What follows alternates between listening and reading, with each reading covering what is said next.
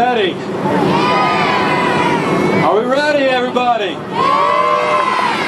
All right, we are going to turn it over to our burn master, who is going to ignite the fire. Now keep in mind, this is normal combustible materials. There's no gasoline in here, there's no accelerants. This is just like a living room in a regular house. He's going to light a very small fire, and we're going to see that fire progress and advance and develop and watch the fire grow. Now, you hear the smoke alarm going off. Now imagine at this point, you're laying in bed asleep and you hear that smoke alarm.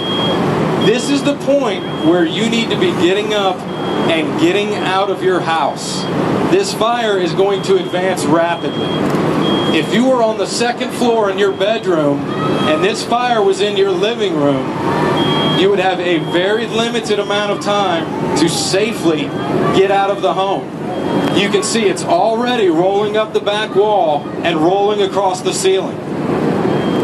Now you're going to see it start to develop what we call a thermal layer. It's going to get very hot at the ceiling, and those temperatures start to drop down. The heat starts to drop lower and lower. What it's doing right now, this fire is heating up everything in that room. It's preheating it to the point that it will ignite very soon. Now imagine, you see how thick and black that smoke is. Imagine your house filling with that smoke. And you see how short of a time frame this is taking place. Now at this point we've got fire rolling across the ceiling. It's starting to get very hot at the ceiling level. Now we've got flashover. We're starting to see everything in the room ignite.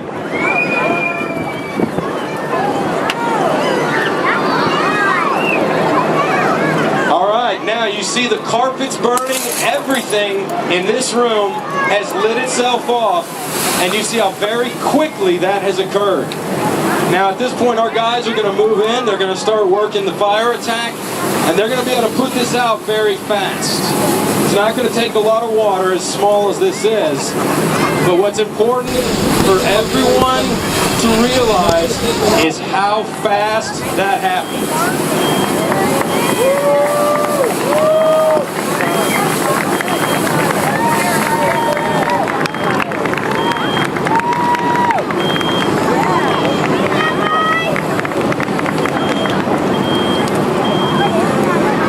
Now at this point, what we would do in a fire, after we've made our way inside, after we've extinguished the main body of fire, we'll look for any remaining hot spots, we'll start extinguishing those. At the same time, we're going to have 3 or 4 other fire companies at the scene, also searching the building and looking for anybody inside.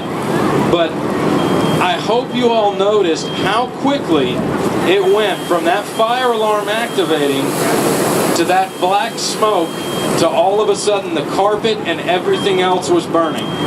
So if you take anything away today, take that with you.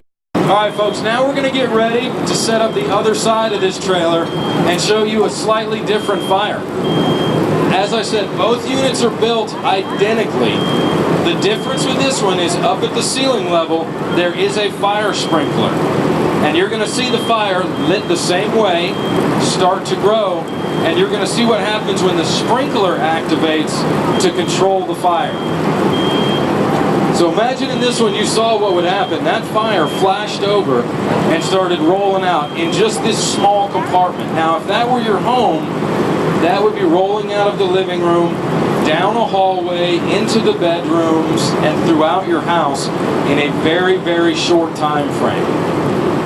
The sprinkler system, if it doesn't extinguish the fire, in most cases it will, but if the sprinkler system doesn't extinguish the fire, it does contain the fire, hold it in place, and gives you enough time to safely get out of your home without reaching that flashover point. So again, we'll turn it over to our burn master.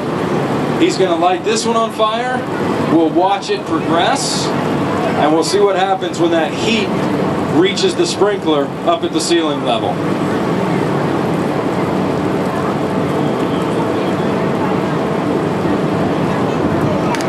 Now keep in mind what I told you about fire sprinklers. They're activated by heat. It's not smoke that causes a fire sprinkler to go off. So the smoke that's coming up from the fire and building at the ceiling level is not going to have an effect on that fire sprinkler. It won't activate until it reaches a certain temperature. Now you hear the smoke alarm going off. The heat's already reached a level to where the sprinkler head is activated. The sprinkler head is now flowing water, and you can see that it is controlling and containing that fire. And we have a very different situation here than what we did over here on this side. Now at this point, the fire is almost completely out. There's a couple of remaining hot spots, maybe a little spot fire here or there that the sprinkler can't get to. But what this sprinkler has done has prevented the flashover that you witnessed on this side. When we saw that plexiglass light off and the smoke started boiling out, that would be the point where the fire would just roar through your home and roar down the hallways and through every level of your house. In this case, that is prevented. For all purposes, this fire is basically extinguished. At this point, we're on our way. The fire department's been called. The fire has already contained itself from the sprinkler system. When we arrive, our job will be simply to check for any remaining hot spots and make sure everybody's out safely. When this smoke clears in a minute, you'll be able to see a drastic difference in these two fires.